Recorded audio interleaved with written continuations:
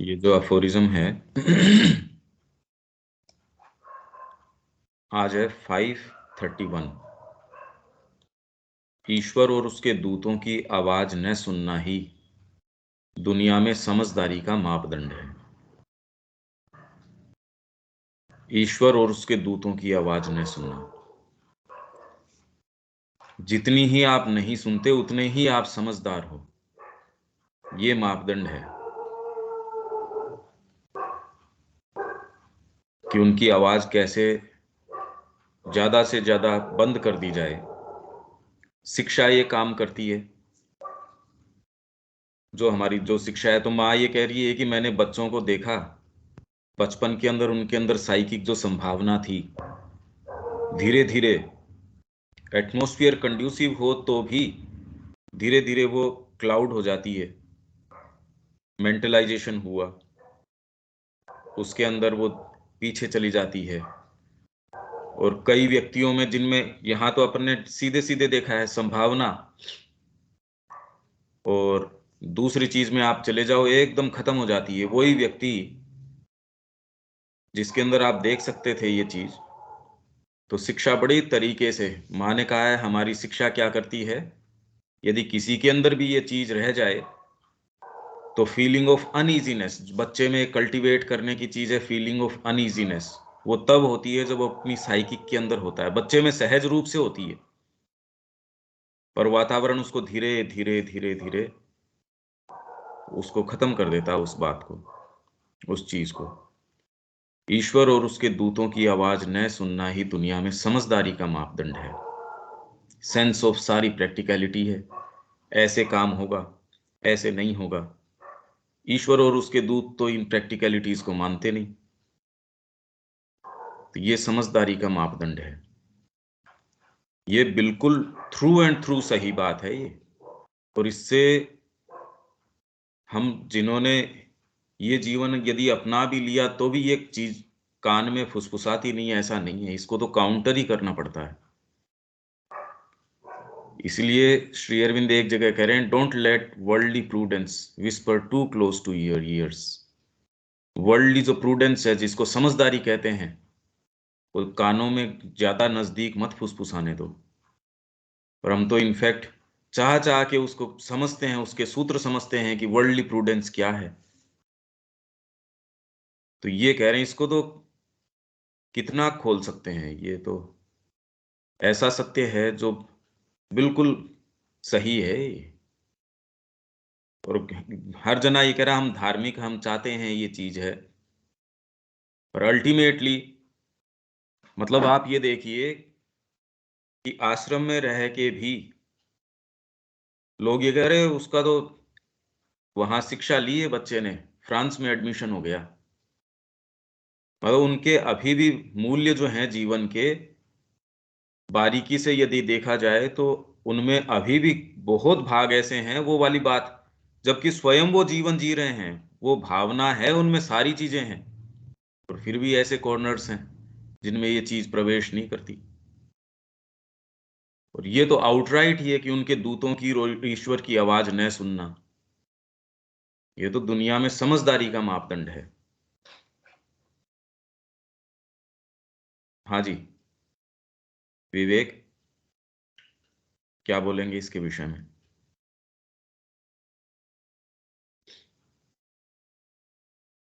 भैया इसका विषय में कुछ ज्यादा समझ में आ ही नहीं रहा है। बस सुनने पढ़ने में तो ऐसा लग रहा है कि उनकी बातों को ना सुनना ही समझदारी का अभिप्राय हाँ, है। समझदारी है ये, कि उनकी बातें नहीं सुनना।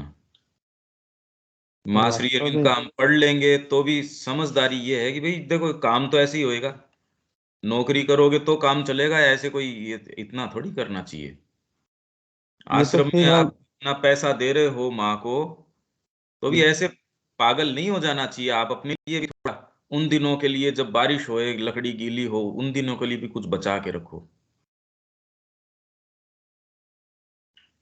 तो ये भैया जो आप बात बता रहे हैं ये तो हमारी सोच हो गई ना। ये ईश्वर या उनकी दूतों की तो ये बात ना सुनना इसमें आएगा। दुनिया में समझदारी का माप, दुनिया की जो समझदारी है, कि बहुत समझदार व्यक्ति है, जैसे वो एक कहानी थी कंट्री ऑफ द ब्लाइंड, जहां अंधों का वो जगत था। सारे के सारे अंधे, अंधे होने के कारण अब बताओ, जब आपकी आंख हो, इसीलिए तो आप दिन में काम करते हो भी, सूर्य है, प्रकाश है। जब अंधा है और उसको काम करना है, वो दिन में धूप में क्यों काम करेगा? तो उनके सारे जो क्रियाकलाप हैं वो अपने अलग तरीके से, एक व्यक्ति कोई गलती से वहां पहुंच गया, अब वो बेचारा ये करे रात को काम, अब वो बहुत गुडविल वाले भी थे, पर कहा ये गड़बड़ कैसे है, ये लड़खड़ाता है, इधर उधर करता है। बड़ी मुश्किल से ये फिगर आउट किया, इसके आंखों के कारण दिक्कत है। मतलब ये चीजें हैं, आंखों का तो सेंस ही नहीं था उनके। कभी कैसे भी कोशिश करके ये फोड़ो इसकी। तो ये हमारा मानदंड है, ये बिल्कुल सही है ये, इसलिए इसका तो विवेचन क्या करें, ये तो जीने की देखने की बात है। आप यदि सीरियस नजर आओगे इस परशूट के लिए, तुरंत ही आपका जो नजदीकी है वो ये कह देगा। आप बात करेंगे एक चीज की, पर आपका बच्चा यदि इस परशूट में जाना चाहता है, या आपका भाई जाना चाहता है, आपका कोई भी जाना चाहता है सिंसियरली, बड़ा मुश्किल है उसको वो ही व्यक्ति सपोर्ट करे जो कहता है मैं तो माँ का भक्त हूं। वो ही सपोर्ट करना मुश्किल है, बहुत मुश्किल है। और फिर बाद में उसको वैसे करना चाहिए जो मैंने मानदंड मान रखे हैं माँ की, जो है इस तरीके से होना चाहिए, इस तरीके से ये चीज होनी चाहिए। वो नहीं करता है, इसका मतलब इसको अभी कुछ हुआ नहीं, एज इफ मेरे मानदंड उसके ऊपर लागू होने चाहिए। हाँ विवेक। तो ये तो श्री अरविंद फिर मतलब एक व्यंग की तरह हो गया हमारा, हम लोग के वो ऊपर। सॉलिड ट्रूथ है, ये व्यंग्य क्या है, सॉलिड ट्रूथ है ये थ्रू एंड थ्रू सच है ये। और क्योंकि आप चीजों को नजदीक से नहीं देखते। नहीं बताओ, माँ के शिक्षा केंद्र के अंदर पढ़ के, वहां से यदि, भाई वहां शिक्षा क्या होनी चाहिए, माँ ने एस्टेब्लिश किस लिए करी? आप पूरा का पूरा पढ़ो तो सही शिक्षा के लिए, कि हम ये परिकल्पना क्यों कर रहे हैं, कंसीव क्यों कर रहे हैं इंटरनेशनल सेंटर ऑफ एजुकेशन। पहले उसका नाम अलग था, फिर बाद में नाम बदला उसका, Shri Aurobindo international centre of education. जो ये इसकी परिकल्पना क्यों करी, एक स्थान ऐसा हो जिसके अंदर केंद्रीय जो सत्य है उसका, उसके लिए स्थान हो, वो सामने आए। तो हर साल जितने वहां से या यहां से कहीं से भी अगर इस तरीके की परशूट है, वहां से यदि बाहर जाता है, तो भाई उसका परशूट होनी क्या चाहिए। तो माँ के समय तो काफी वातावरण कंसंट्रेटेड था, माँ के संपर्क से जो शिक्षक या उस समय के लोग थे वो बहुत कंसंट्रेटेड थे, एटलीस्ट कम से कम हृदय के अंदर तो उनके ये थी। अब वो लोग तो धीरे धीरे उनकी उम्र हो गई, जो नए आ रहे हैं उनके तो वही सेंस ऑफ प्रैक्टिकलिटी, वो ये दुनिया की समझदारी लेके आते हैं, बैकग्राउंड या उनको कोई तैयारी मिली नहीं। तो अब वैसे ही व्यवस्थापन चीजों का और का, दुनियावी तरीके से समझदारी, अरे ये तो करना ही पड़ेगा। और धीरे धीरे ये एक ऐसा पेच है, एक बार आप चढ़ाओ तो पूरा ग्रुप चढ़े बिना मानता नहीं है। ये बहुत मुश्किल है। आपने कॉन्शियसली स्पिरिचुअल परस्यूट अपना भी ली, तो भी आपको ये अंडू नहीं कर दे, ये तो दुनिया की जो समझदारी है आपके कान में धीरे से फुसफुसाएगी, ये अरे यार तू ये कर तो रहा है, इसके लिए इन साधनों संसाधनों की आवश्यकता है, तो एक काम करते हैं, एक साइड में ये विंग और खोल देते हैं, इससे ये मिल जाएगा, या ये वाली चीज कर लेते हैं, ऐसा कर लेते हैं। कितने कितने अपनी चीजें नहीं आती, अंतरात्मा कहती है ना मेरे को ये डाइल्यूशन नहीं चाहिए, मेरे को तो प्योर चाहिए। एकमात्र उसकी आवाज ये है कि ना, तो ये तो अब बस इससे ज्यादा तो और क्या कह सकते हैं। अगर कोई इसमें आप कुछ चीज कहो तो ये बहुत अच्छा रहेगा। बाकी तो अभी अपने तो प्रैक्टिकल उदाहरण देखे हैं इसके, मैं तो रोज देखता हूँ। हाँ विवेक। इससे मैंने बहुत पहले बहुत बार भी पढ़ा है, अभी भी पढ़ लेते हैं, लेकिन अभी एक स्पष्ट हुआ क्योंकि मैं गलत उल्टा ही समझ रहा था। जैसे मैं समझ रहा था कि वास्तव में भगवान या उनके जो दूत हो गए, उनकी वाणी को ना सुनने का मतलब हम डायरेक्ट ले लेते हैं। लेकिन यहाँ मतलब हो गया कि हम उनकी वाणी को दरकिनार करके अपनी जो समझदारी वो थोपते हुए जीते हैं, उसकी बात हो रही है।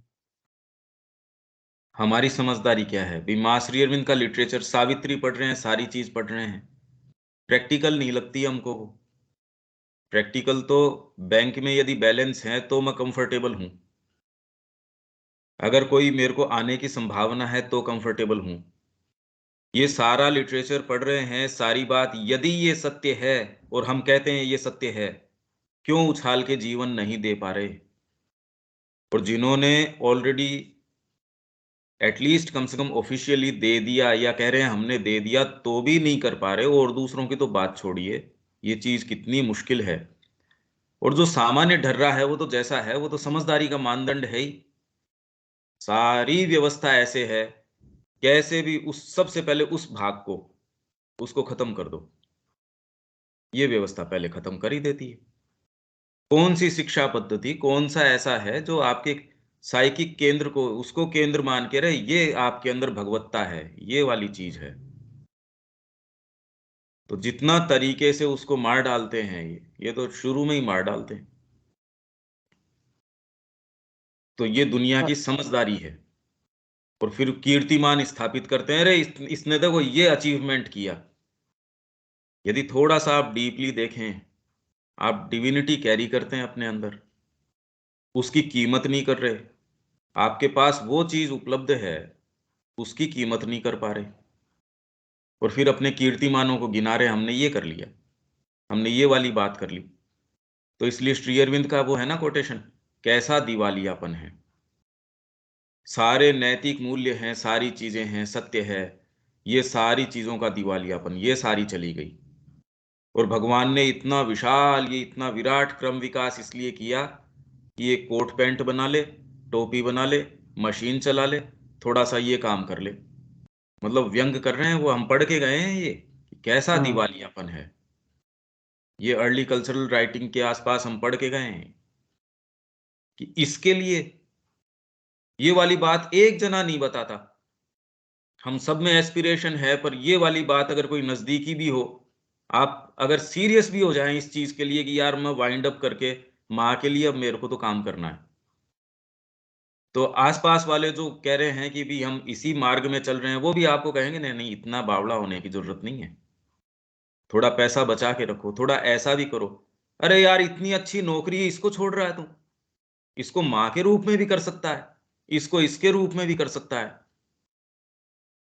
जब तक आपको डीपर वाणी साइकिक वाला क्लियर ये नहीं हो, तब तक आपको भी लगेगा हाँ ये, और वो व्यक्ति तुरंत कहेगा अरे इससे दूर रहो। ये जो, इसीलिए वो कह रहे थे कि ये जो सो कॉल्ड एडवांस साधक हैं, इनकी बात से तो कान बिल्कुल बंद रखना, ऐसी बातें कहते हैं वो। तो ये एकदम प्रैक्टिकल बात है, दुनिया की समझदारी। और दुनिया इन द सेंस वर्ल्डली जो प्रूडेंस है, उस वो छोड़ती नहीं अच्छे बलों को। उनकी तो जो है सो है ही, वो तो चाहती नहीं, उनके तो इलविल है कि इस मार्ग में कैसे भी प्रवेश न किया जाए। मैं स्वयं मान लो इस मार्ग में चल रहा हूं, पर मेरा कोई बच्चा हो या कोई मेरा कोई भाई हो, वो यदि इस मार्ग में चला जाता है, अरे आप ये देखिए, और दूसरों की बात छोड़िए, दिलीप कुमार रॉय, जब उनको पता चला कृष्ण प्रेम वहां मिर्तोला के अंदर गलियों के अंदर भीख मांग रहा है, उसने अपने आप को एक उछाल के अंदर गुरु को दे दिया। का पूरी रात नींद नहीं आई इस विचार से कि अरे ये, तो उनके मित्र ने कहा कि हाँ ये विचार तो है ही है, इसके साथ ये चीज और है कि उसने तो कर लिया, तेरे ये अभीपसा अभी भी बार्गेनिंग कर रहा है, मेरे गुरु ने मेरे को अभी तक ये नहीं दिया, मेरे गुरु अभी तक भी मेरे को ये अगर दे देते तो मैं भी चला जाता। क्या शर्म नहीं आती? ऐसी बार्गेनिंग करता है। वो आत्मा की सच्ची वाणी थी। और दिलीप कुमार रॉय कहते हैं शाफ्ट वेंट होम, ये बात जो है सीधे मर्म में मेरे प्रवेश कर गई। पहली ही ट्रेन मैंने पकड़ी, सुबह पहली ही ट्रेन पकड़ी, आश्रम पहुंच गया, वहां से हिला ही नहीं। फिर तो श्री अरविंद के जाने के 3 साल बाद वहां से 53 के अंदर वो गए। देखो आप, ये वाली बात कहने वाला कोई मिलता नहीं, अरे यार क्या कर रहा है, ये कोई नहीं कहता। भले भले लोग, मैं तो कह रहा हूं, वो कह रहा है मेरे को बड़ी तकलीफ रही, मैं सो नहीं पाया, मेरे ये रहा वो रहा। उनका एक सच्चा मित्र था, उसने कहा रे तेरे तकलीफ दूसरी है, तू कुड़ रहा है अंदर से, उसने तो कर लिया, तू नहीं कर पाया। तेरे को शर्म नहीं आती, बार्गेन करता है तेरे गुरु, उसने जिसने तेरे को मार्ग दिखाया है, जिसने तेरे को, तेरा पूरा जीवन रीपेमेंट नहीं हो सकता, तू क्या प्रतिदान देगा, शर्म नहीं आती तेरे को। ये बात उनके मर्म में प्रवेश कर गई। हम सब इंतजार कर रहे हैं ऐसा कोई शब्द हमारे कान में आए, कोई ऐसी चीज हो जो हमारे सारे बंधन तोड़ के, जहां हमको एक खूंटे से बांध रखा है पता नहीं किस चीज ने, अंदर डेफिनेटली कोई चीज है जो सारे अपने मोमेंट्स में देखते हैं ये वाला शब्द जो एक एक आने का इंतजार है। उनको उनके मित्र ने कह दिया, हमको कोई मित्र मिलता नहीं उस तरीके का, कि तेरे को शर्म नहीं आती। ये बार्गेनिंग करता है कि श्री अरविंद ने अभी तक तेरे को वो चीज नहीं दी जो कृष्ण प्रेम के गुरु ने उसको वो चीज दे दी, इसीलिए तेरा क्या हो रहा है, देख तू यहां बैठा सड़ रहा है। तो उनका शाफ्ट वेंट होम, ये जो बात है सीधी तलवार के जैसे सीधी प्रवेश कर गई। पहली टिकट लेके पांडिचेरी आश्रम पहुंच गया। ये नहीं है कि उसके बाद में उनके संदेह नहीं रहे, संशय नहीं रहे। डेली उस व्यक्ति के 4 वॉल्यूम तो प्रकाशित हो गए, श्री अरविंदो टू दिलीप, ये तो प्रकाशन में आ चुके। उसके अलावा मटेरियल ये थोड़ी है कि एग्जॉस्ट हो चुका, संदूक भर के दे के आए हैं वह आर्काइव्स को कि जी आप संभालो इसको। अभी भी ये स्थिति है, उनकी वाणी न सुनना। दुनियावी सफलता का मानदंड तो यही है, ये तो बहुत सीधा सीधा है। पर मैं ये कह रहा हूं कि ये ऐसा नहीं कि हम उससे अलग हो रहे हैं, हम वो दुनियावी वाली चीज से, यदि, और उनके लिए थ्राइस वो टू देम, 3 बार धिक्कार है, आवर ऑफ गॉड में तो है ही, जिनको पता भी है, जिनके लिए सारे साधन संसाधन भी जुटे हुए हैं, फिर भी कोई दूसरे काम में लग रहे हैं, तो कौन सी चीज है तो दूसरे काम में लगाए रख रही है, यही बात तो है। वर्ल्डली प्रूडेंस आके धीरे से कान में फुसफुसाती, अरे यार ऐसे थोड़ी, हेल्थ के ये नियम, ये मेडिकल के नियम, शिक्षा के ये नियम, जीवनचर्या के ये बेसिक नियम, ये बैंक बैलेंस, ये शिक्षा के ऐसे नियम, शिक्षा में तो ऐसे ही, फिर एथिक्स के तो ये कोड ऑफ कंडक्ट होनी, ऐसे एटिकेट से आप बोलो, इसके अंदर इस तरीके से प्रणाम करो, इस तरीके से ये करो। इसलिए ये सारी बातें जो है सब वर्ल्डली प्रूडेंस है ये, अगर आत्मा से नहीं आ रही, ये सारी टोटल की टोटल, तो ये सब वो जो इसमें ये नहीं कि कोई वो जीवन जी रहा है, सांसारिक जी रहा है, कोई आध्यात्मिक जी रहा है, कुछ नहीं। ये तो जब तक आप प्योरली उन्हीं के द्वारा चालित न हो, मतलब वो ही चीज आपको चलाती हो, और आपके तो कोई दूसरी चीज हो ही नहीं, नहीं तो सारा प्रयास हमारा ये है कि कैसे भी उस वाणी को अनसुना या दरकिनार कर दिया जाए, या कैसे भी मार दिया जाए उसको, कोई संभावना हो उसको खत्म ही कर दिया जाए। ये पूरा सेटअप इसी तरीके का है। क्यों विवेक, ये कुछ समझ में आता है? हाँ भैया। हाँ जैसे ये हो गया कि हम लोगों का सारा प्रयास यही रहता है कि ये हमारी जो चीज़ें हैं उसमें भगवान का उतना ही हस्तक्षेप हो जैसा हम चाहते हैं, पूरी तरीके से ना हो, और हम चलते रहें। हाँ, वो वाणी, उनकी वाणी तो आपके हृदय में है भाई, हुँ। और उसको ही सबसे पहले खत्म कर देना। इसलिए माँ, भाई शिक्षा पढ़ो माँ की, वो तो ये कह रही है कि शिक्षा है ही साइकिक की, और वो आके और बारी इंस्ट्रूमेंट्स तो इसलिए तैयार मिले कि वो अपनी पेंटिंग कर ले अच्छे से, अपना म्यूजिक कर ले, अपना काम कर ले, हाथ के द्वारा कर ले, माइंड के द्वारा कर ले, ये तो उसके अंग हैं, ये तो उसके इंस्ट्रूमेंट्स हैं, ये अच्छे तैयार होके मिले।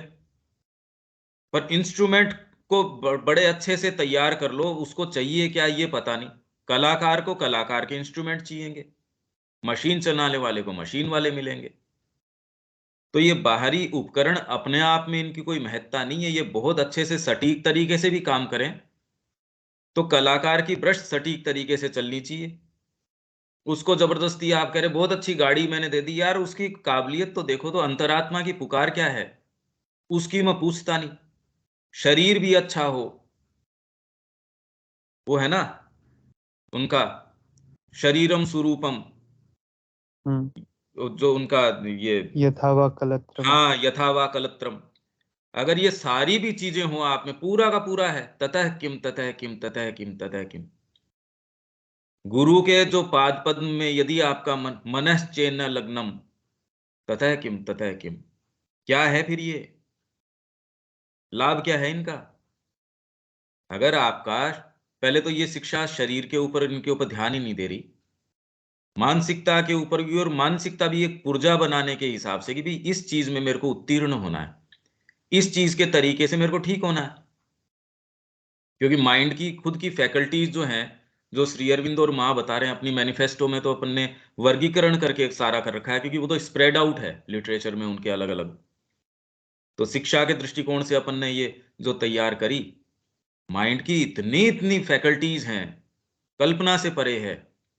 शरीर की इतनी संभावनाएं हैं वो हमने पढ़ी, प्राण की इतनी संभावनाएं हैं, मन की इतनी संभावनाएं हैं। अरे भाई शिक्षा उपकरण की भी करते हो तो ये वाली को भी तो देखो कि इस उपकरण में भी ये चीजें हैं।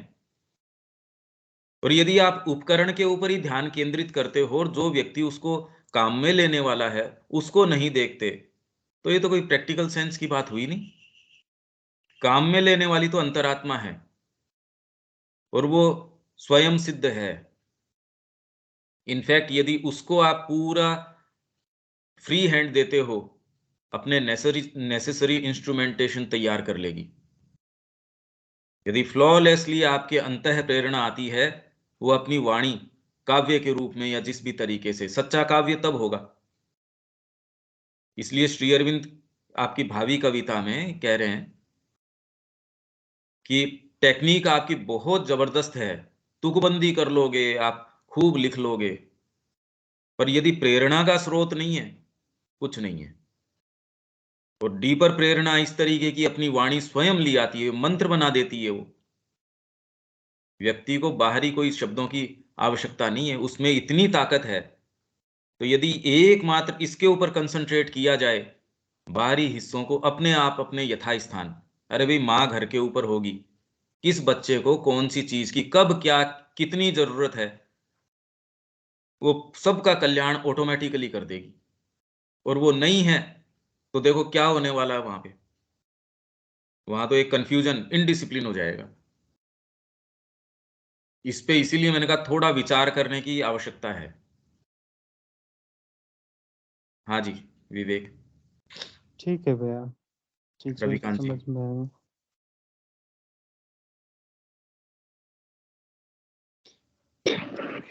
समझ रहा हूँ मैं, हमें अपने हाँ। अंतरात्मा की आवाज सुन करके उसके अनुसार चलना चाहिए।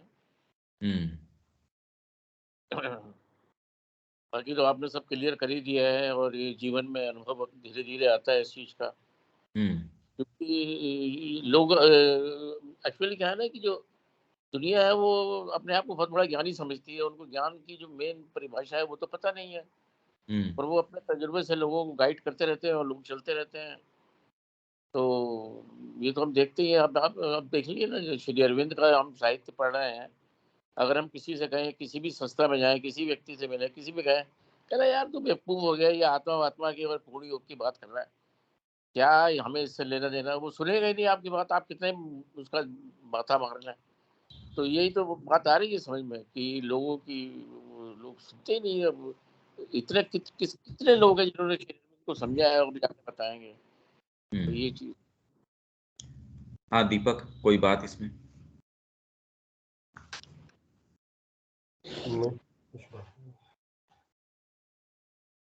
ठीक है, तो आगे चलते हैं।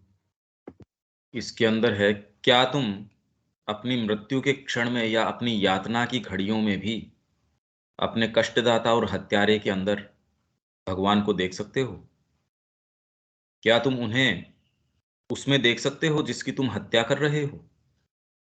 उन्हें उसकी हत्या के समय भी उसमें देख और प्रेम कर सकते हो? तब तुमने परम ज्ञान पर हाथ रखा है। भला जिसने कभी काली की उपासना नहीं की, वह कृष्ण को कैसे प्राप्त कर सकता है? मतलब जैसे हम कल बात कर रहे थे, काली का जो संहार है वो परम कल्याण है, वो इंतजार नहीं करती। वो छोटी छोटी अज्ञान की चीजें, वो ऐसी चीजें जो प्रकाश को रोकती हैं, वो अपने एक वार में वो सहन ही नहीं करती आप में कोई ऐसी चीज, तो एक वार के अंदर आपको मुक्त कर देती है ऐसी चीजों से जो आपको पता नहीं कितने लंबे समय तक वेजिटेट करने के लिए, मतलब आपको क्रिपल कर देते, खत्म कर देते आपको। ऐसी चीजों पे वो एक वार करती है। गुरु का एक शब्द है, एक चीज है, वो आपकी उन्हीं बंधी बंधाई आदतों को, आपकी बाहरी प्रकृति को बहुत बुरा लगता है, बहुत तकलीफ होती है, डीप डाउन तकलीफ होती है, पर वो एक वार के अंदर वो सच्चा कल्याणकारी है। तो जिसने काली की उपासना नहीं की, वह कृष्ण को कैसे प्राप्त कर सकता है?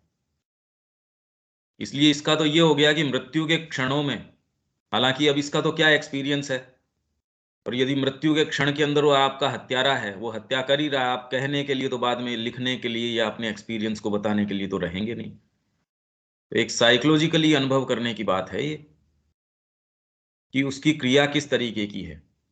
जैसे श्री अरविंद, उन्होंने फ्रीडम मूवमेंट में सारे लेख लिखे, सारी चीज थी, पर कोई पर्सनल उनका कोई ब्रिटिशर्स के प्रति या उनके प्रति ऐसी चीज नहीं थी। तो एक समय जब उन्होंने कहा अरे ये जो अलाइड पावर्स हैं, उनका साहब आप तो फ्रीडम मूवमेंट में तो इनके इस तरफ थे, और अभी आप उनके उनके कह रहे हो कि नहीं इस तरफ अपने को पावर देनी चाहिए। उन्होंने कहा मेरे को कोई पर्सनल इनसे ये थोड़ी है, इसीलिए कहीं भी कोई पर्सनल रिजेंटमेंट या कोई इस तरीके की चीज है ही नहीं उनके। बम बनाने जैसा काम कर रहे हैं, सारे काम कर रहे हैं, इतना ऐसी भाषा में कह रहे हैं, और किसी की भाषा उनको तकलीफ ही नहीं देती थी, और ये जिस भाषा में लिखते थे पकड़े भी कैसे, पर उसमें कोई पर्सनल टेंट नहीं। जो काम करना है उसको, और वो ही लोग कर पाते हैं। यदि किसी का पर्सनल हल्का सा भी ये हो, वो कर नहीं पाता।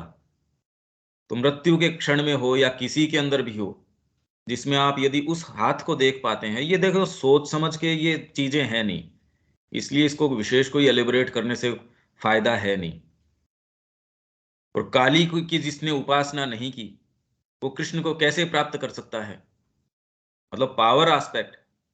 अब इंडिया के अंदर ये बीच के अंदर ये जो हम अगर ये कहें नहीं सब समान है, ये है वो है, और यदि ये एस्पेक्ट, तो हमने उसको भोगा है, फिर बाद में उसके लिए कष्ट भी भोगा है हमने। अब वापस बहुत बहुत आयाम है इस चीज के। तो यदि आप काली की उपासना नहीं करते तो कृष्ण को कैसे प्राप्त कर सकते हो? आपने तो आनंद को सीमित कर दिया, ये ही वाला भाग है, मैं तो ये वाले को लूंगा।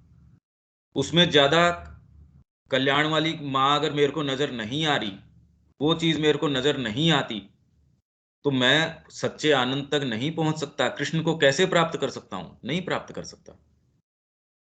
ये बहुत डीप अनुभव की बात है।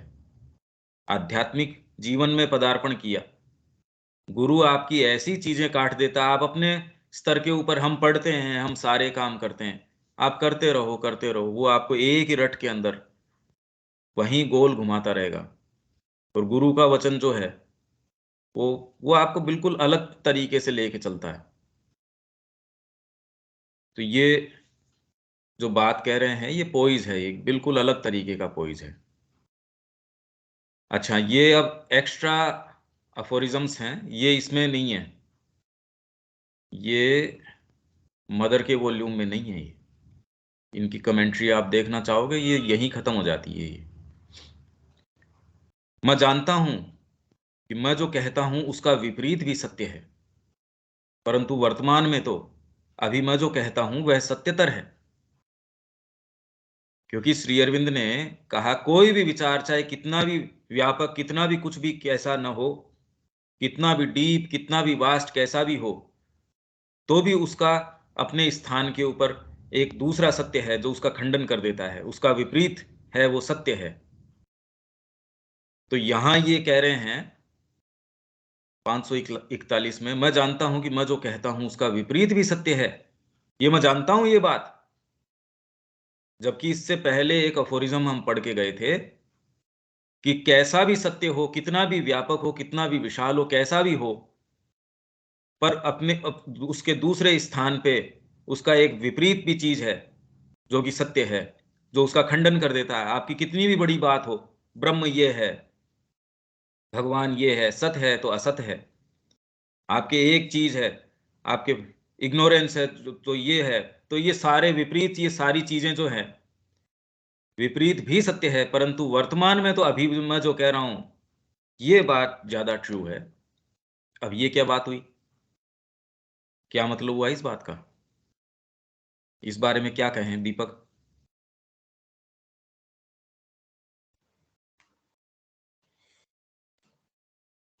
नहीं, कभी कुछ दिमाग में ऐसा नहीं आ रहा।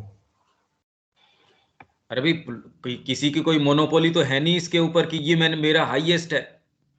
तो वर्तमान में तो एक डायनेमिक ट्रूथ का एक जो सत्य है वो ट्रूअर है। तो माँ ने कहा, अरे मेरी खुद की जो वाणी है, माँ को जब वो ट्रांसक्राइब करके बाद में दिखाते थे कि ओहो शब्द कुछ नहीं है, कुछ नहीं है, कुछ नहीं है, और जब वो बोल रही थी इस टाइम तो जीवंत है ये चीज। तो वर्तमान में जो कह रहा हूं वो उसमें एक डायनेमिक ट्रूथ है उसका।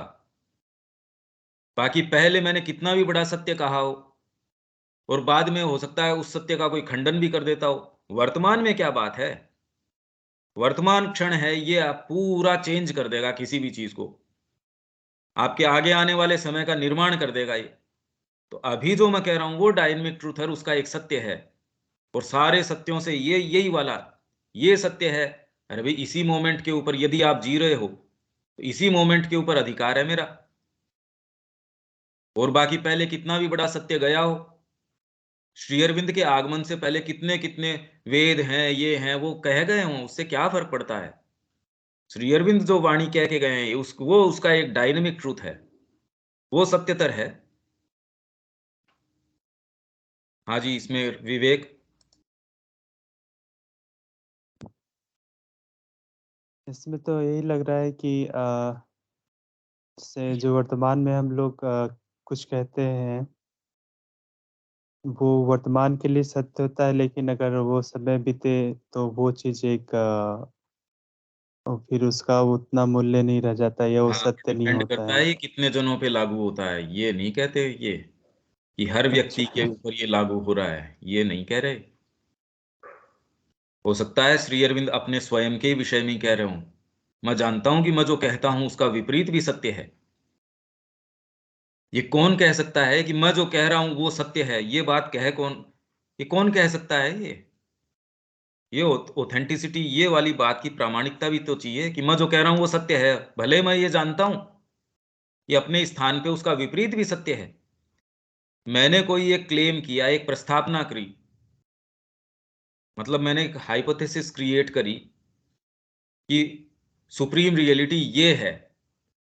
मैं जानता हूं कि सुप्रीम रियलिटी मेरे एक अभिकथन के अंदर या एक मैंने कोई भी असर्शन किया उसमें वो सुप्रीम रियलिटी नहीं आ सकती।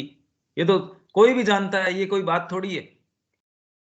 मैं आपको कोई चीज कहूंगा तो मैं ये जानता हूं कि भी इसमें सारा सत्य, तो कोई भी चीज में सारा सत्य नहीं आ सकता। ये तो एक कॉमन सेंस की सी बात है।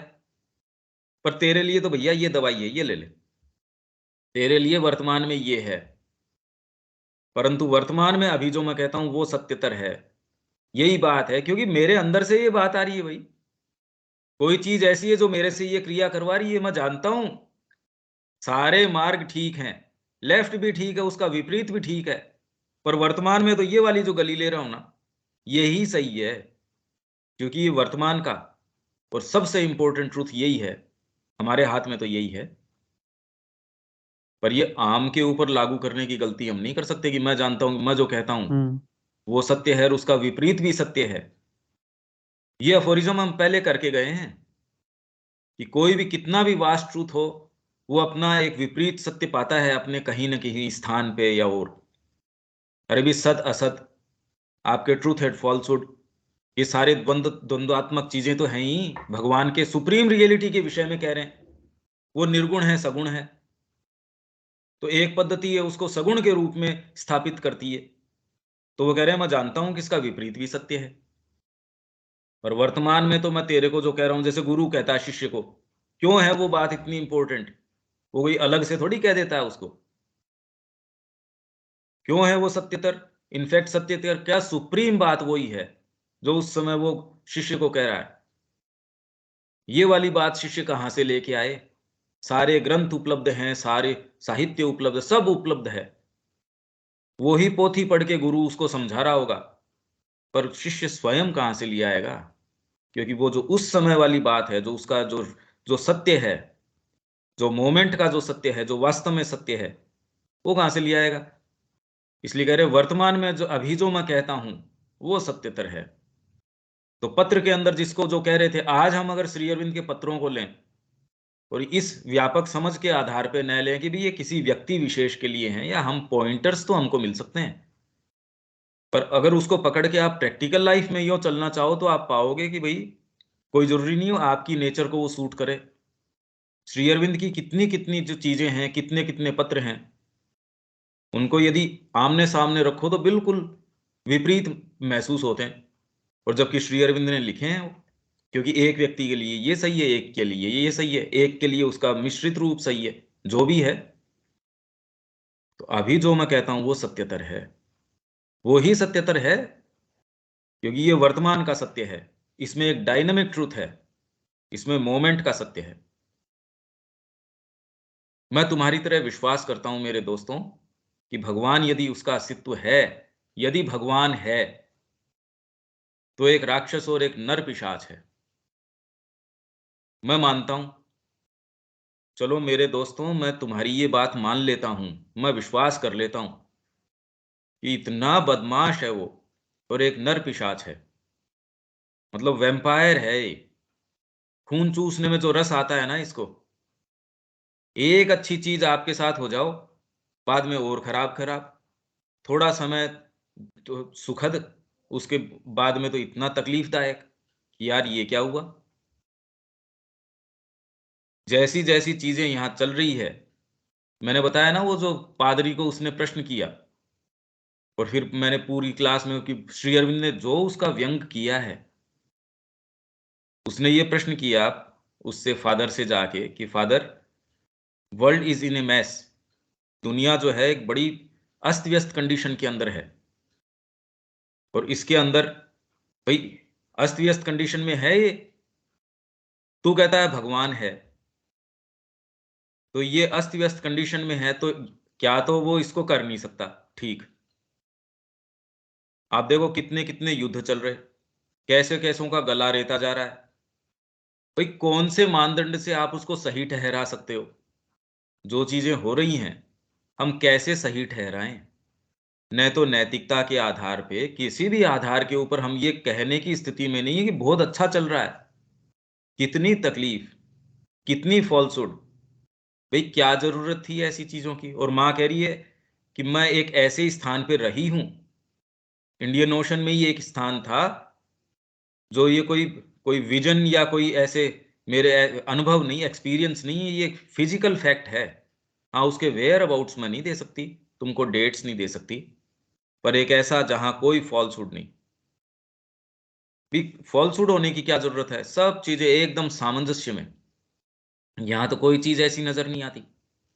तो अगर तेरा भगवान इस तरीके का है जो कर नहीं सकता, तब तो वो इंपॉर्टेंट है, नपुंसक है, या वो करना चाहता नहीं तो वो परवर्स है, बदमाश है, और वो कर सकता भी नहीं, करना चाहता भी नहीं, तो वह बदमाश भी है, नपुंसक भी है, दोनों ही है। पर यदि वो कर सकता है और करना चाहता भी है, तो करता क्यों नहीं भाई? भी कर तो सकता है पर चाहता नहीं, तो है बदमाश। चाहता है, सकता नहीं, या फिर कर तो सकता है पर चाहता नहीं, या फिर दोनों ही नहीं। और यदि दोनों ही है तो करता क्यों नहीं भाई? कर सकता भी है और चाहता भी है, बता तेरे इन 4 कैटेगरी में से भगवान कौन सा है।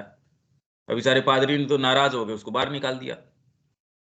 श्री अरविंद ने फिर बाद में सार्कास्टिक तरीके से उसका उत्तर दिया, वो मैंने आपको पढ़ के बताया ही था। तो यहां भी उसी तरीके का ये मजाक कर रहे हैं कि मैं मानता हूं कि राक्षस और नर पिशाच है, ऐसी ऐसी यंत्रणाएं देता है। देखो कैसे नरकों के वर्णन हैं यहाँ, उन नरकों से ज्यादा तो नरक यहाँ, यदि आत्मा की दृष्टि से आप देखो तो हमारी क्या स्थिति हो रही है। शरीर लाचार कर देता है, खूब एस्पिरेशन है, सारी चीजें, एक छोटी सी जीभ है वो लाचार कर देती है, खाने के अंदर कर देती है या बोलने में कर देती है। किसी भी, न तो कर्म पे कंट्रोल है, कोई चीज पे कंट्रोल नहीं, छोटी छोटी छोटी छोटी चीजें। यार इसमें क्या रस आ रहा है इसको, ऐसा क्या भगवान है ये, ऐसी यंत्रणाएं, छोटा सा बच्चा उसके साथ ये क्या है भाई ये। तो मैं मानता हूं तेरे साथ कि वो एक राक्षस और एक नर पिशाच है। अगर ऐसा भी है तो भी आखिर तुम इसके बारे में कर ही क्या सकते हो भाई, तू कर क्या सकता है, वो है जैसा है भाई। उसके तो सनक है साहब, एक जने को वो वरदान दे देता है, एक जने को नरक के अंदर डाल देता है भाई, क्या करे। जैसे गीता के अंदर 2 प्रकृतियों का वर्णन है, दैविक प्रकृति और आसुरिक प्रकृति। और तो किसी ने ये पूछा यार अब ये क्या बात हुई, दैविक प्रकृति है वो तो हमेशा ऊपर उत्थान करते जाती है, आसुरी प्रकृति जिसको मिलती है वो एकदम धीरे धीरे धीरे धीरे नीचे जाती है, वो तकलीफ सहती रहती है। अब कभी ये तो सनक हो गई। फिर बाद में यही प्रश्न अधिकारी भेद का जो है दिलीप कुमार रॉय ने पूछा था, ये तो सनक है भगवान की। एक जना तपस्या कर रहा है और जब वो उसके सामने कोई प्रकट होके कहा लो मांगो वर मांगो, तो वो तो डर के भाग गया, ऊपर पेड़ के ऊपर दूसरा बैठा था, वो तुरंत आके उसने वर मांग लिया। गया यार ये तो बदमाशी है, ये तो नैतिक हमारे मानदंड है उसको भी ये तो खंडन करता है इसका, ये तो मानवीय जो एथिक्स है उसको भी ऑफेंड करती है ये बातें। ये भगवान क्या है, ये कैसी बातें हैं ये। और कहते हैं जिससे प्रेम कर रहा उसका सब सर्वस्व भी छीन लेता है, कैसा भगवान है ये, बड़ी अजीब है।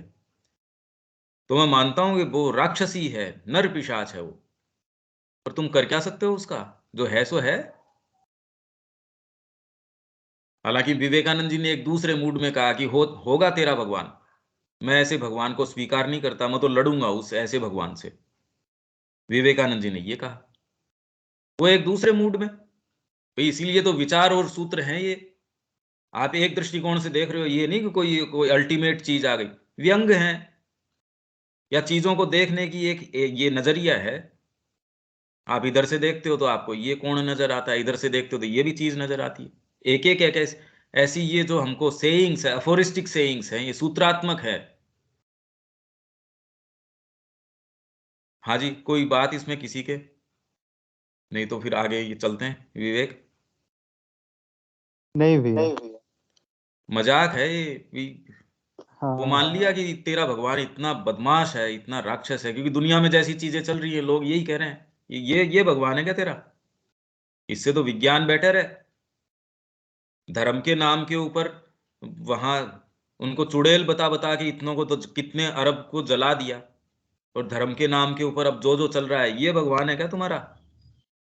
उससे तो साइंस बेटर है हमारी। 544, हमारी बुराई भगवान के लिए बुराई नहीं है। भैया, ये सारा तो प्रश्न उठता ही है, जैसे बार बार कोसा जाता है, लेकिन वो जो श्री अरविंद ने वो पादरी वाले पर जो आ, व्यंग लिख किया था। हाँ, बैंक जो किया है ना, आई थिंक उसका एक हिंदी अनुवाद होता तो फिर बाहर आता तो ज्यादा बेटर होता, क्योंकि वो बहुत ही मतलब मजेदार भी है और बहुत एक सही इंटरेस्टिंग है, जवाब है। हम्म। बहुत इंटरेस्टिंग है वो, इसीलिए मैंने वो पढ़ के वो आपको सुनाया। वो अब कितनी चीज, ये तो करने की अथाह चीजें ऊपर आप ये देखिए, श्री अरविंद ने जहां अपनी लेखनी रखी, जहां कहीं टच किया, वहां क्या चीज क्रिएट कर दी। हम्म। हम देख ही समझ ही नहीं पा रहे ये हो क्या गया। अगर श्री अरविंद को दृष्टिकोण न हो भारतीय संस्कृति या कोई भी चीज का, वेद के ऊपर ले हो, जीवन की कोई चीज के ऊपर ले हो, और कहीं क्या आशा है। कोई आशा नहीं, आप कितना भी कुछ भी पढ़ लो, कुछ भी कर लो, हो ही नहीं सकता। कहां से है ये, क्या बात आई है?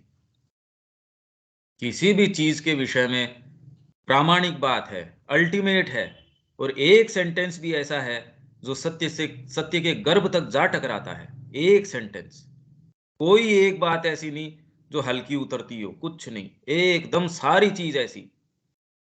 एक सेंटेंस नहीं, उसमें एक शब्द ऐसा नहीं, बिल्कुल नपातुला। और नपातुला तो खैर बहुत लोग हैं, पर ऐसा जो मानो सत्य से स्वयं से आ रहा हो, ये कैसे हुआ? तो ये तो प्योर आनंद है, जितना इसमें प्रवेश करते हैं आनंद है। और जीवन में एक्चुअल में क्या करना चाहिए उसके लिए आपको प्रेरणा भी देता है, शक्ति भी देता है, दिशा भी देता है। तो हमारे लिए तो करने का यही है भी, कितना इसके अंदर प्रवेश करें उतना अपने जीवन को धन्य बनाना है। इससे बेटर और क्या हो सकता है? इसमें और किसी का क्या लाभ है? हमारा अपना लाभ है। जितना इसके अंदर जिया जाए, वास्तव में आपने उतना जिया होगा, अदरवाइज तो बाकी क्या है? वेस्ट है, बिल्कुल वेस्ट है। हम अपने ही आनंद के अंदर वेस्ट कर रहे हैं। और जितना इसके अंदर प्रवेश करते हैं तो क्यों हम उससे भागते हैं? यही तो मां कह रही है बार बार, क्यों मनुष्य उससे ऐसे भागते हैं जो उनका परम सौभाग्य दाता है। परम सौभाग्य, उससे भागते हैं किस चीज से? पता नहीं।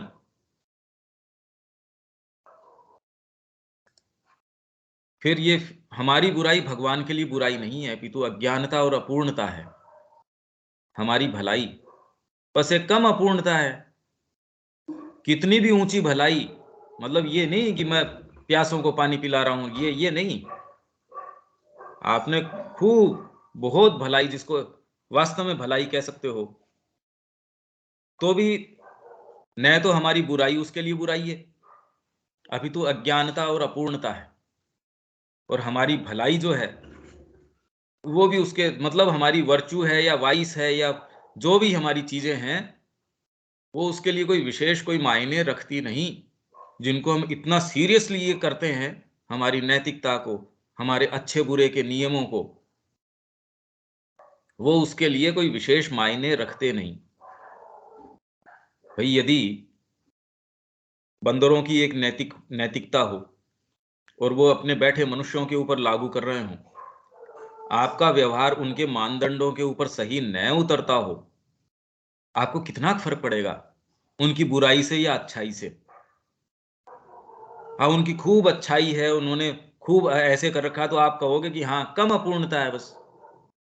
बाकी जब तक वो उस चेतना के अंदर है, भाई यदि पशु की चेतना में है, अपनी टॉपमोस्ट भी अभिव्यक्ति करता है, हालांकि मनुष्य कोई बहुत बेटर एज सच नहीं कर रहा, वो तो उससे भी निम्नतर स्तर के ऊपर चला गया, पर चेतना के एक स्तर की बात हो रही है कि एक तो मानसिक चेतना, एक पाशविक चेतना। तो पाशविक चेतना कितनी भी बढ़िया तरीके से अभिव्यक्त करो, है तो पाशविक ही। तो मानवीय चेतना के लिए कितना विशेष उससे फर्क पड़ने वाला है? कुछ नहीं। तो जो भगवान की चेतना है, उसके लिए हमारी बुराई हो, अच्छाई हो, हमारी नैतिकता हो, जो भी हो, ये मानदंड उसको कितना प्रभावित कर सकते हैं। और हम कितना सीरियसली इसके लिए मरने काटने के लिए सारी चीज, अरे ये तो नैतिकता है, अरे ये गलत है। देखिए, भारतीय संस्कृति के अंदर जो धर्म का निरूपण हुआ, वो कभी भी इस तरीके से नहीं हुआ। ये हमको समझने की बात है इसमें, कि वो क्या कर रहे थे। उन्होंने तो जो नैतिक आदर्श, वो कहा भी मैं तो ये पाजेब तो पहचान सकता हूं, मैंने तो हमेशा चरणों पे ध्यान रखा, ये तो मैं पहचान सकता हूं, बाकी दूसरी चीजें नहीं पहचानता। मतलब कवियों की ऐसी कल्पना, वो कह रहे हैं कि वस्त्र भी अपने आप के अंदर अंगों को नहीं देखते, बस अपने स्थान के ऊपर हैं। नैतिकता की पराकाष्ठा दिखाने के लिए वो ये दिखा रहे हैं। वो किस चीज के लिए? ये नहीं कि भगवान को कोई इनसे फर्क पड़ता हो हमारे नैतिक नियमों से। वो खाली आपकी लोअर जो प्रकृति है उसके लिए हमेशा ये कि एक आगे का स्तर, एक आगे की पकड़। भाई मैं कोई कुएं के अंदर हूं, कोई पकड़ अल्टीमेट नहीं है, पर जहां जिस जगह खड़ा हूं उससे अगली वाली पकड़ मेरे लिए सबसे इंपॉर्टेंट है। तो आप जिस भी पायदान के ऊपर खड़े हो, उसके लिए आपको एक आदर्श सामने, कि आपकी लोअर प्रकृति से कैसे भी उसको ओवर रूल करना है, एक आगे की पकड़ प्रदान करनी है मेरे को। तो इन्होंने graded dharmas, codes of conduct दे दिए, वो एक प्रैक्टिकल बात है। यहां एक दूसरी बात कह रहे हैं भाई, यदि हम कोई टाइम, मैं इसलिए कह रहा हूं कि कोई टाइम हम इस तरीके से सोचें कि भी यार ये क्या बात हुई कि हमारे जो नैतिकता है, और भारतीय संस्कृति में हम देखेंगे कि नैतिकता इतना जबरदस्त, गुरु ने कह दिया वो अल्टीमेट, वो अगर रात को दिन कह रहा है तो दिन है ये। तो ये दोनों अलग अलग बातें हैं। अब ये लास्ट, इस जो अपना चैप्टर है उसका 545, धर्मनिष्ठ व्यक्ति तब एक सत्य बोल रहा होता है, हालांकि अत्यधिक उग्र रूप से, जब वह हमें बताता है कि हमारा महानतम और शुद्धतम सद्गुण भी भगवान की दिव्य प्रकृति के सामने नीचता है। ये वाली बात तो खैर भाई, हमारा महानतम और शुद्धतम सद्गुण भी, कैसा भी सद्गुण, अब इसको गलत तरीके से लेने का तरीका यह है कि फिर बाद में क्यों डेवलप किया जाए। भाई शुद्धतम सद्गुण भी हमारा, यार इतना मेहनत करके आपने, आप में सत्य है, ये है, वो है, यम है, नियम है, उसके अंदर देखो आप यम क्या है और नियम क्या क्या है। सत्य है, ब्रह्मचर्य है, अहिंसा है, स्वाध्याय है, ये जितने भी इस तरीके के व्रत हैं, आपको पूरा जीवन लग जाता है इनको करने में, और फिर भी व्यक्ति कई बार तो फिसल जाता है। और ये बता के तो आप ये कह रहे हो फिर बाद में हमको, आप क्या कर रहे हो, ये हतोत्साहित कर रहे हो कि भगवान की दिव्य प्रकृति के सामने नीचता है हमारी महानतम और शुद्धतम सद्गुण भी ना। ये अलग बात है, ये अलग बात है। ये खाली नैतिकता के दृष्टिकोण से देखा जाए तो कितनी भी महान हमारी चीजें हो, तो वो अल्टीमेट नहीं हो सकती। उस चेतना के सामने क्या है, मैं भगवान को दीपक लेके दिखाऊं, क्या दिखाऊं उसको। भाई इसीलिए वो कह रहे हैं कि लक्ष्मी जी जो उनके चरण दबारी है, कौन सा द्रव्य मैं उनको दे के रिझा सकता हूं, ये बताइए। सरस्वती जी उनकी, अब मैं कौन सा जो साहित्य करके या कोई काव्य करके उनको रिझा सकता हूं, सारी चीजें उनकी, उनके पास सारी की सारी बात, और फिर भी हम ये कहते हैं देखो मेरे पास प्रेम है आपके लिए, मेरे पास ये चीज है। तो ये एक अलग डायनेमिज्म की बात हो रही है, ये एक अलग डायमेंशन की बात हो रही है। तो धर्मनिष्ठ व्यक्ति जो है वो तब सत्य बोल रहा होता है, पर यह सत्य उग्र रूप है, ये थोड़ा अत्यधिक उग्र रूप है, जब वह हमें बताता है कि हमारा महानतम और शुद्धतम सद्गुण भी भगवान की दिव्य प्रकृति के सामने नीचता है। ठीक है ये बात। अब इसमें कोई बात आपको कहनी हो, ये कितना लंबा अपना थॉट्स एंड अफोरिज्म चला, 12वां वॉल्यूम मैंने आप लोगों के साथ शेयर कर दिया है, 13वां वो ग्रुप में और इसके अंदर दोनों जगह मैंने आपको वो शेयर किया है, कल उसको हम ले पाएंगे। ये है अपना वॉल्यूम, हाँ, एसेस इन फिलोसॉफी एंड योग, दर्शन शास्त्र और योग संबंधी लेख। अब जो है अफोरिस्टिक सेइंग्स नहीं है, अब तो ये लंबे कुछ और या पैसेज के तरीके के आ जाएंगे, पर यात्रा अपनी और गहनतर होती जाएगी और थोड़ी मुश्किल होती जाएगी इसमें, पर और बहुत आनंद की होती जाएगी, क्योंकि अब धीरे धीरे धीरे धीरे 13 है, 14 नंबर वैसा आएगा, फिर बाद में आपके सीक्रेट ऑफ वेद आ जाएगा, और फिर hymns to the mystic fire आ जाएगा, ईशा उपनिषद आ जाएगा, केन और अन्य उपनिषद वो आ जाएंगे, फिर गीता प्रबंध आ जाएगी। ये तो एक से एक है, और यदि कुछ कुछ भी हम इनमें से ग्रहण कर पाए तो हमारा जीवन धन्य है। पर ये बड़ी गंभीर बात हो जाएगी यदि ये सारी चीज चल रही है और हम इस वहम में रह जाएं, कि वहम में ही रह जाएं अब जिसमें भी, तो नुकसान का काम हो जाएगा। कल हम मिलते हैं, आप सबके पास टेक्स्ट है, आप थोड़ा पहले तैयार कर लीजिए, अपने नोट्स बना लीजिए, कल मिलते हैं इसमें। ठीक है विवेक? हाँ भैया। हाँ भैया। जय श्री माँ। आज शाम का जय मैं आपको बता दूंगा कि होगा या कनेक्ट होगा या नहीं होगा, मैं मैसेज कर दूंगा आप लोगों को पहले ही। ठीक है? ठीक है। जय श्री राम। जय श्री राम।